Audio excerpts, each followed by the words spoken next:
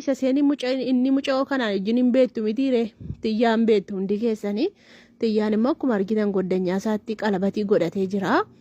Tarii mucaa kanatti shakkitee laata dhugaa rabbii Tiyyaatti shakkitee nan shakke maaliif jennaani yeroo hundumaa diraamaa wajjin hojjeta kana kanaafi Tiyyaatti shakkitee laata dheetan shakke dhugaa rabbii maaliif jennaani bakka yeroo hundumaa waa inni diraamaa wajjin hojjetuu fi dhugaadha jettee shakkitii fi laatan jedhe dhugaa rabbii maali jechuun kaameraa nama meeqa nama 20-30 fa'aa ta'anii waraabu isaan viidiyoo gaafa waraaban kaameraa fi lafiitii jira waan ta'eef yoon naqaane ta'e garuu nama biyya barate keessa ruudha nama biyya faranjii keessa jiruudha hin naqaane jechuufis hin beeku dhugaa rabbii waan isaan ittiin adda baangaa kana sana jedhee himu hundaaf iyyuu dhugaa dubbachuuf yan ila viidiyootiin natti gabaabbatte viidiyoocha kukkutee fide namtichillee jedhe ka nama karaa buusuuf osoo viidiyoo guutummaa sana gannu dhiisanii dhugaa rabbii hedduu tokko natti tola jechuudha borgadhiifna jedhanii borjimaata waan ta'eefi borganama yookaan galgala gannu dhiisu jechuudha guutummaa isaa viidiyoo sanatu gannu dhiisanii baay'ee namatti tola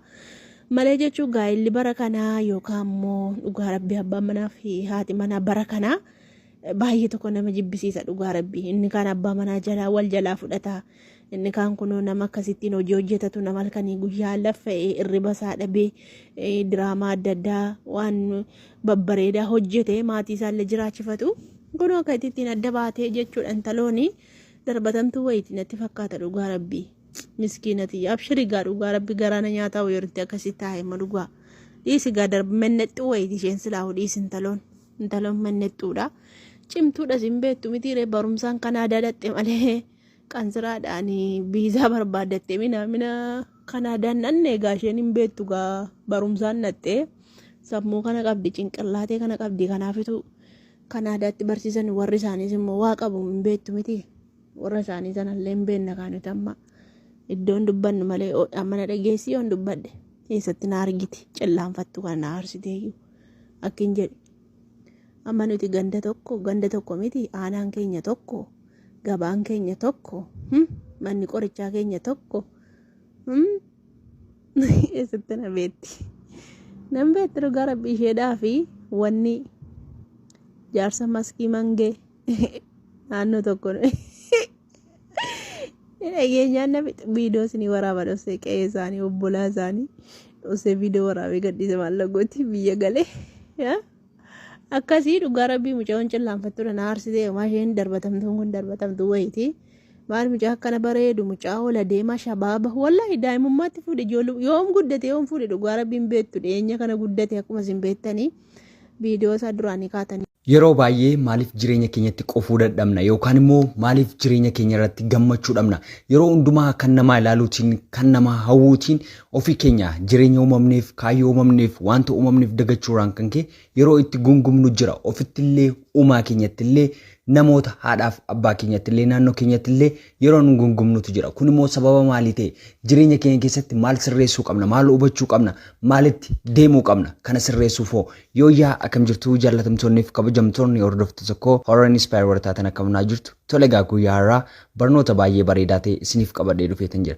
tolegaa meeqan keenyatu jireenya keenya irratti quufaadha jireenya waan harkarraa qabnutti wanta ofii keenyaa qabnutti waan harka keenya jiru irratti meeqan keenyatu gammadee jiraataa jira tole namoonni baay'een sababa maaliidha kan isaan gammachuu dhaban yookaan immoo waliigaltee nama duukaa qaban maatii isaanii duukaa illee ta'u nama kam duukaa kan inni boora'uuf jireenya keenya keessatti wantoonni akka nuun gammachuu dhabnu yookaan immoo akka nuun gaddinu akka nuun yaaddunnu akka nuun dhiphannu taasisan keessaa tokko dirqama qabaachuu qabna jennee wantoota hin qabne irratti fookas gochuun jireenya keenya booressa wantoota hin qabne jireenya keenya keessatti wantoota hawwinu adda baasnee beekuu qabna dirqama ani warqii lafa fadhee irraa deemuun qaba jennee of dhiphisna taanaan wanta argachuu hin dandeenye wanta gochuu hin dandeenye wanta hawwuu qabnu adda baasnee beekuu qabna jechuudha warqii afadhee lafa irraa deemuun qaba uffata warqii uffata daayimandii uffadhee deemuu qaba jedhee irraa kan qabu dhiisee waan gubbaa yaada taanaan wanta hin jirreen fida taanaan wanta hin argamneen dhibee guddaarra nu buusuu danda'a yookaan immoo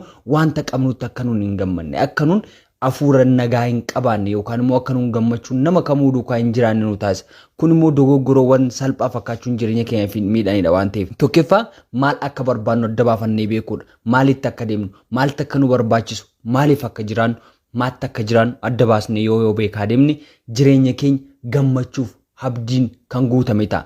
Garuu hanga kanaan goonetti jireenya kee keessatti gaddaa dhiphachaa bo'aa yaaddaa jiraatta waan ta'eef tolegaa mee bakkeewwan kana yoo deemne maal hubachuu dandeenya kan jedhudha guyyaa irraa akka wal faana ilaallu maal jireenya keenya keessatti argachuu dandeenya bakkeewwan kana deemuutiin immoo wanta nun jireenya keenya irratti buufannu maaldha kan jedhudha. Tolegaa maalummaa jireenyaa maalummaa abdii maalummaa mul'ata maalummaa jiraachuu yoo beekuu barbaadde iddoo awwaalaa deemi. Bakkee awwaalaa yoo deemte maaliif akka dhiphattu maatti akka dhiphattu maaliif akka jiraattu maaliif akka karoorsitu maatti akka karoorsitu maaliif akka jiraachaa jirtu waan baay'ee agarta. Kan si ol dureessa ture kan si gad hiyyeessa ture kan si ol bareedaa ture kan si gad fokkisaa ture bakkee awwaalaatti namoota hedduu agarta.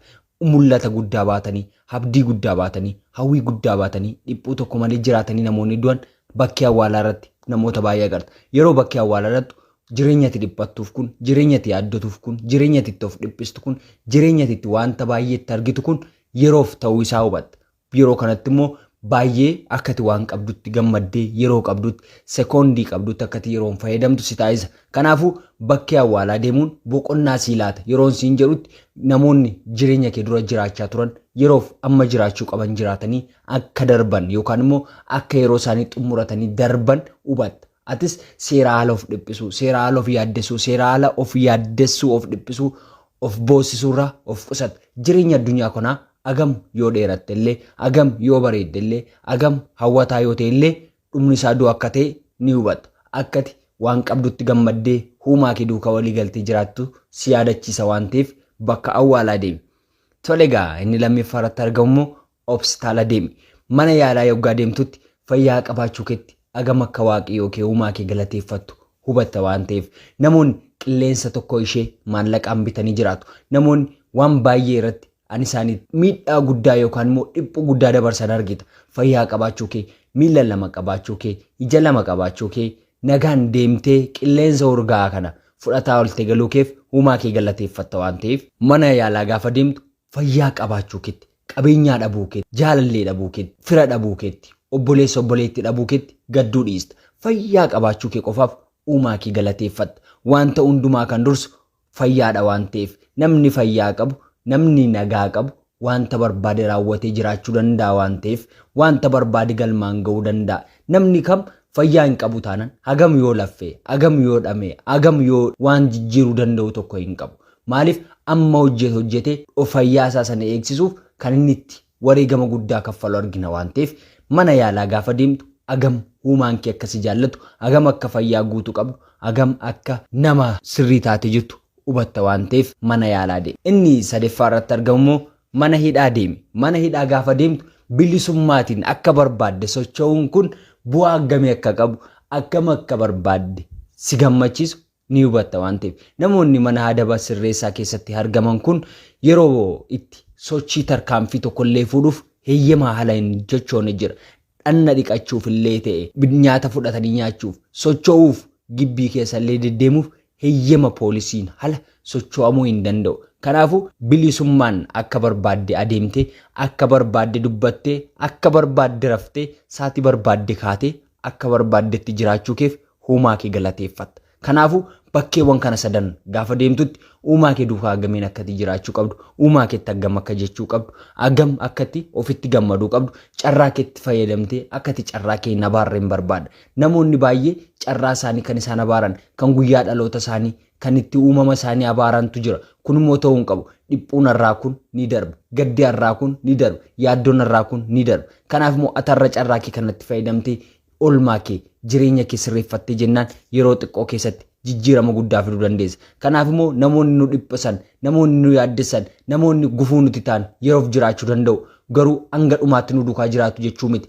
Uumaa kee qabaattee, waaqa keetti jettee, rabbii keef sagaddee, rabbii keef bitamtee jennaan na aman jireenyi kee jireenya boqonnaa caalu ta'a. Kanaafiyyuu waan qabdutti uumaa kee galateeffadhu. Namoonni wanta ati qabdu kana dhabanii rakkachaa jiraachuu malu waan ta'eef ati hiriyoonni kee sababa konkolaataa bareedaa qabaataniif, sababa hiriyoonni kee fuudhan qofaaf, sababa hiriyoonni kee mana ijaarratan qofaaf, sababa naannoon kee wanta haaraa raawwateef anis raawwachuun qaba jettee yaaddoof dhiphuun ofitti gumgumtee uumaa keetti gumgumta taanaan jireenyi kee ittu kan badee ta'a. Kanaaf immoo waan qabdutti uumaa kee galateeffadhu. Waan harka kee jiru irratti waaqa keef galata kenni. Uumaa kee yaadadhu. Yeroo kamitti utaanaan waan harka kee irra jiru kan keeti. Kan harka namaarraa jiru hawwitee jennaan jireenyi kee ni boora. Gammachuudhaaf abdiin keessatti laamishaa waan ta'eef waan qabdutti galateeffadhu. Waan harka kee irra jiru uumaan kee kan siif laate kan siif maludha waan ta'eef uumaa kee duukaa gammachuun jiraadhu. Tole egaa guyyaa irraa barnoota baay'ee bareedaa akka ta'e wal faana ilaallee abdii guddaan qaba. Yoo isinitti hirreete like, share, subscribe gochuun maatii keenya ta'a. Barnoota biraan hanga walitti deebinutti turtii